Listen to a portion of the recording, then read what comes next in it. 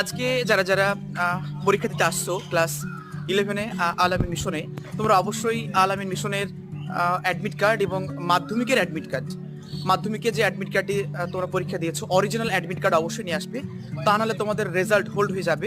তো অবশ্যই অবশ্যই করে তোমরা তোমাদের অ্যাডমিট কার্ডটি নিয়ে আসবে, আর সাথে প্রয়োজনীয় ডকুমেন্টসগুলো নিয়ে আসবে, যেমন আধার কার্ড নিয়ে আসবে।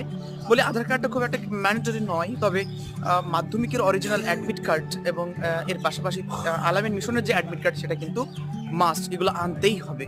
সাথে পেন নিয়ে আসবা, এবং এর পাশাপাশি জ্যামিতি বক্স অ্যালাউ করবে না। আর জ্যামিতি বক্স এখানে অ্যালাউ করবে না। বোতল যদি কোনো রকম ট্যাগ লাগা থাকে তাহলে অ্যালাউ করবে না।